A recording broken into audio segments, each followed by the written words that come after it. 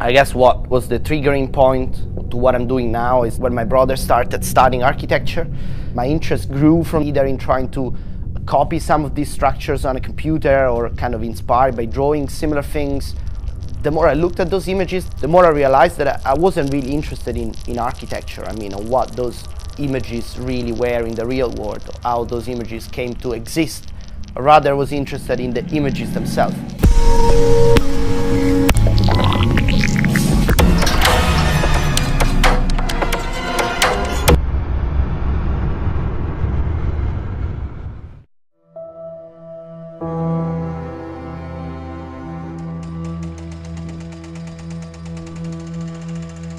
My name is Davide Quagliola. I'm a visual artist, director, graphic designer, and a sort of mixture of lots of different things. I've always been very inspired by the paintings of Kandinsky, which are obviously based on sound. In fact, he started calling his paintings composition with a certain number, which is a musical term. And what is kind of fascinating about his work is that he developed a proper sort of system, in a way, of representing his sound. A system that was based on very primitive geometries, and he had a vision through which he developed this series of paintings.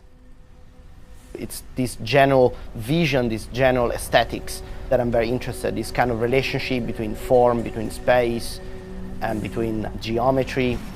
So I run these few projects of pure sound visualization. There have been a lot of experiments in different directions to almost develop some kind of system through which visualizing these sounds, like a sort of developing my own language in a way.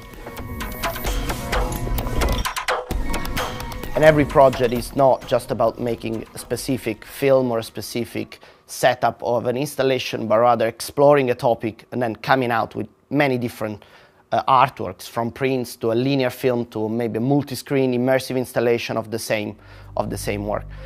The Strata series started as a project that wasn't called Strata. It was mostly a personal exploration of Roman Baroque churches. I think they have attached a quite strong weight of cultural, historical sort of significance, and if you live in a place like that, you tend to be overwhelmed by this kind of significance, this kind of weight, rather than looking at what is there visually from a sort of detached point of view. And by living in London, by going back to Rome, I think I had this sort of feeling of detachment and really trying to look at these places in a very different way. And I started becoming incredibly fascinated by these shapes and the fact that it's somehow almost something that doesn't seem to be made by man, but it's just an icon of perfection. And I was very interested in trying to capture this feeling of mine of detachment, of looking at this stuff in a sort of decontextualized way. And generally also as a sort of exercise, as taking this finished piece of artworks, piece of architecture, and try to use them as canvas to actually paint on. So the first one was commissioned by 1.0, and I made the first film about Rome. This took quite a long time to actually get the permits and be able to really go and shoot in these places in which there's not even a body through which you can ask for permits in Rome.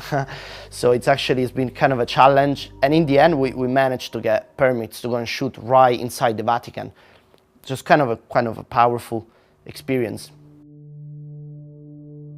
So I decided of this project of extending it and creating a new piece out of all the material that I shot in Rome, and I developed this film called Strata Number 1, which was an exploration of a ceiling of a famous church in Rome called La Chiesa del Gesù. And by developing this project, I really realized that this would have become a series of work that is something that I wanted to explore further.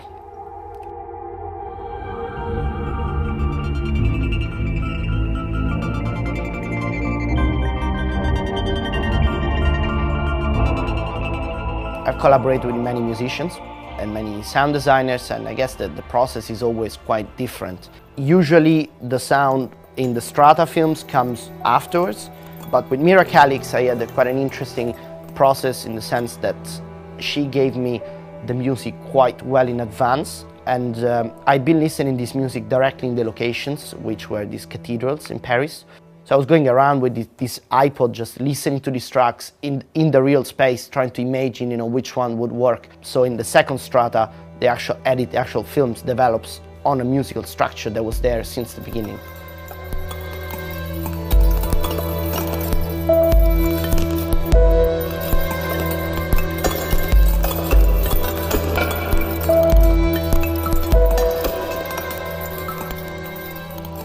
All these strata projects, they're all tied together. I see them almost as a unique project that develops over time. And the project started with this idea of exploring churches, but more and more I became kind of fascinated by this idea of cataloging art objects in a way, and started becoming quite obsessed with this idea of working with a museum, trying to really work with a collection of a museum and do a sort of catalogation work, exploration work on the pieces of this museum. So it's a commission from the Palais des Beaux-Arts.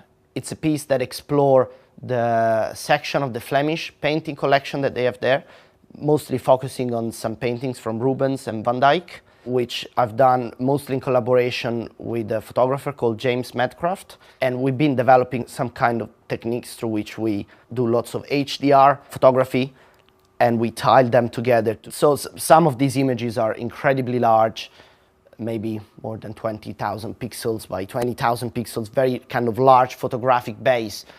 Then this photographic base, it's the sort of raw material through which we'll run this analysis. I think it's quite an interesting process in this film, in this new installation work I'm making, from the discoveries, of what's really inside these paintings through this analysis, this custom software analysis, and also what will be the actual final installation, which is going to be this large diptych.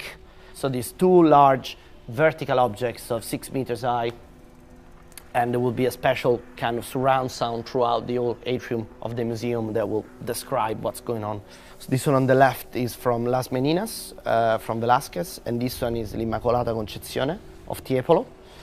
And basically both films are kind of running parallel in the installation, and it's this kind of big immersive black space.